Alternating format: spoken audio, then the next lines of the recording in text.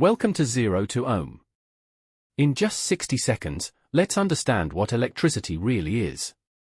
Electricity starts with atoms, tiny building blocks of everything around us. Inside atoms are even smaller particles, protons, neutrons, and electrons.